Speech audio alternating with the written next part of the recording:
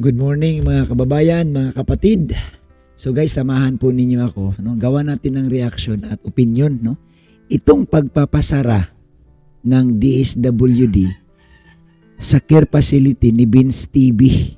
Guys, sa mga hindi nakakaalam, si Vince TV po ay isang charity vlogger na member po ng Kalingap, no? Dati itong Kalingap Partners. Hindi ko lang alam sa ngayon dahil nga sa kabisihan, nagtayo si Vince TV ng sarili niyang center para po matulungan, no, itong ating mga kababayan na nasa lansangan. Mabigyan ng tulong, madala sa maayos na tulugan. Kasi karamihan po sa mga ginagawa ni Vince TV, guys, lahat ng mga na-misplay sa lansangan, yung walang natutulugan, yung nagkaroon ng problema sa pag-iisip, hinihikayat niya at nire-rescue niya na dalhin sa kanyang center para mapaayos ang kalagayan. Kumbaga, dapat may matulugan, may maayos na pagkain. So ito yung ginagawa ni Vince TV, kaya nagkaroon siya ng center.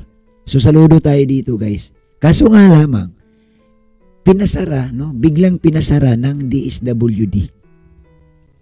Ano ba ang dahilan?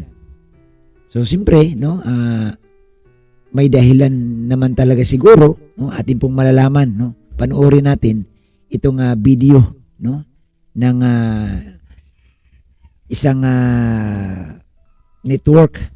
Pero bago tayo magpatuloy, sana po mai-like nyo po ang video ito at mai-share din po para mai-share ni YouTube sa iba. At kung maaari, paki-share na rin po para naman malaman din, no, ng iba nating mga kababayan. So guys, panoorin natin itong video clips na ito at gagawa tayo ng reaction.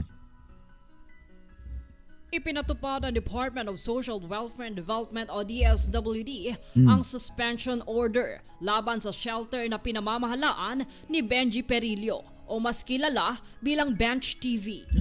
Guys, ang content kasi ni Vince TV, pagtulong, no? Dito siya nakapokus talaga, guys, sa pag-rescue, no, ng ating kababayan, lalo na yung mga nagkaroon ng problema sa pag-iisip, yung bang nakatira na lang sa kalsada, nakatira na lang kung saan abuti ng umaga, doon na rin abuti ng gabi. So ito yung kanyang kawang-gawa, pagtulong sa ating mga kababayan, at mayroon siyang care facility na kung saan doon dinadala itong kanyang mga nare-rescue sa lansangan. Ito ay matapos ang inspeksyong isinagawa sa Barangay Landayan, San Pedro, Laguna nitong January 29. Ayon sa DSWD, 12 individual ang natagpuan sa pasilidad. So marami, ha? 12 natagpo ang mga individual na nasa loob po ng center ni Vince TV.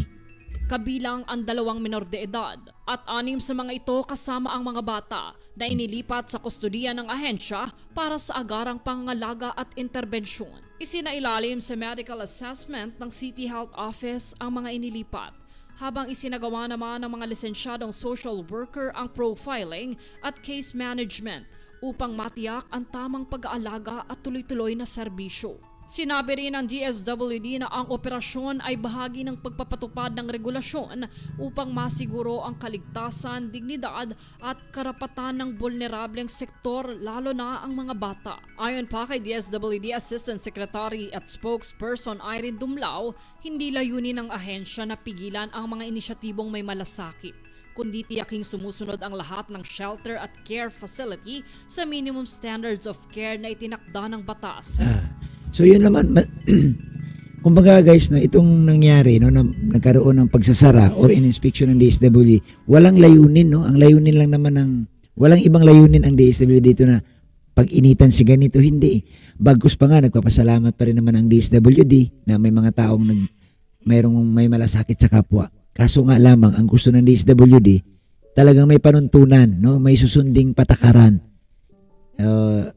Siguro may mga nakita silang pagkukulang upang maprotektahan ang mga bata at iba pang vulnerableng sektor. Kasabay ng pagpapatigil ng operasyon, nagbigay rin ang DSWD ng technical assistance sa Bench TV, kaugnay ng mga kinakailangang hakbang para makakuha ng Certificate of Registration and License to Operate.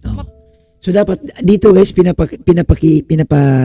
pinaparating, no, ng DSWD na dapat may permit, no? Kasi nga, siyempre yung ganito kasi center, mabuti na sana kung isa, dalawa ang inaalagaan mo. Marami na eh. So siguro ang gusto lang naman ng DSWD dito na maging legal. Dito nga, sinabi nga, nag-advise sila na kumuha lang ako lang dokumento para naman masunod talaga siguro yung programa ng gobyerno. Dahil nga sa pagkuha mo ng permit, may dapat ka ding sundin. So, kung masigasig lang si Vince TV dito, muli makakapag-operate itong kanyang center. So doon po sa followers ni Vince TV, wag mo kayo malungkot. Dahil nga mas maganda nga ito, dahil parang pinapalakas lang din naman ng DSWD na magiging legal, no, itong center ni Vince TV. Kasi dito nga, ang sabi ng DSWD, pinapakuha si Vince TV ng permit. Para bang magkaroon ka ng license to operate. Mahirap din naman kasi man talaga na nag-operate ka na wala kang lisensya. Kagaya nga nito, marami na po ang taong nanirahan dyan sa center ni Vince TV. So mas maganda na ito, pag nagbukas siya ulit, mas may katuwang na si Vince TV dahil nga may permit na siya, may license na siya. Diba, andyan na ang DSWD, magkakaroon na sila ng ugnayan, mas maganda. Di po ba mas madali kay Vince TV na mas marami pa siyang matutulungan dahil katuwang niya na itong DSWD sa Laguna. Kaya wag ko kayong malungkot, no? Wag ko kayong malungkot na hindi na makatulong si Vince TV. Tuloy-tuloy pa rin naman, no, ang pagtulong ni Vince TV. Para sa akin, mas maganda nga ito no? Mas maganda nga ito na napansin ka na ng DSWD kasi nga malaking bagay yun na makahingi ka ng medical support.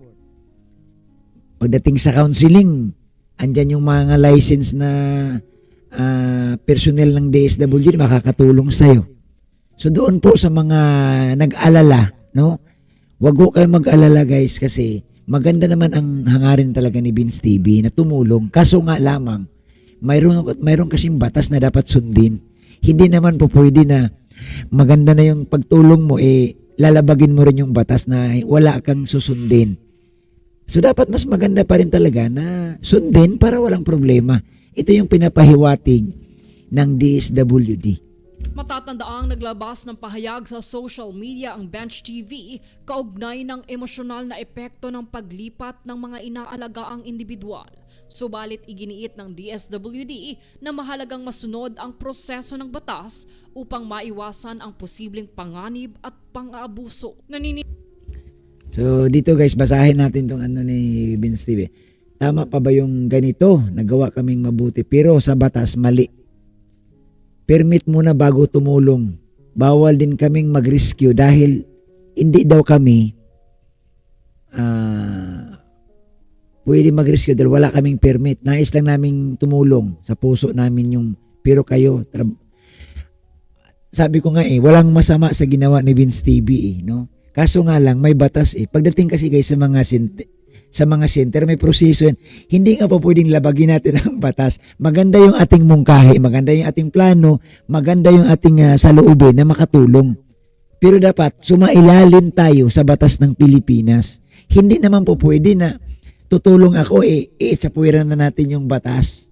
May batas po talaga pag nagkaroon ka ng ganitong center na malaki na, isipin mo 12 tao na ang nandoon sa loob. Dapat lang sumunod. Hindi naman pinagbawalan Hindi pinagbawalan ng DSWD na tumulong. Kaya nga sabi ko, mas lalong mapapaganda ang facilities dito ni Vince TV dahil sa ngayon, napansin na siya ng DSWD. Madali na po yan. Kumbaga, pagdating sa pag-rescue, pwede siyang humingi ng tulong. Personnel ng DSWD, makakasama niya. Pagdating doon sa center, laging nakakabisita ang DSWD. Matutulungan si Vince TV kung ano yung kulang pa doon. Hindi po ba mas maganda? Para sa akin maganda ito. Para sa akin, wag pong itigil ni Vince TV ang pagtulong. Simple lang naman ang kailangan dito guys, no? Kumuha lang ng permiso. Kumuha lang po ng permit. Tapos na ang kwento dito. 'Di ba sabi nga naman ni Ma'am Dumlao na hindi pinipigilan ang may ganitong mabuting kalooban na pagtulong. Dapat lang sumunod lang sa proseso ng batas. Maganda po ito. Sa totoo lang, para sa akin, si Vince TV ngayon guys, marami na siyang matutulungan kasi katuwang niya na ang DSWD na magbibigay sa kanya ng permit. Oo, yun ang maganda dito ngayon. So pansamantala lang ito, ayusin lang ni Vince TV lahat, babalik po sa normal yan. At pagbabalik ni Vince TV, mas marami na siyang makakatuwang. So yun lamang po guys, yung ating reaction sa nangyari kay Vince TV. Kunting pagsubok lang ito, no?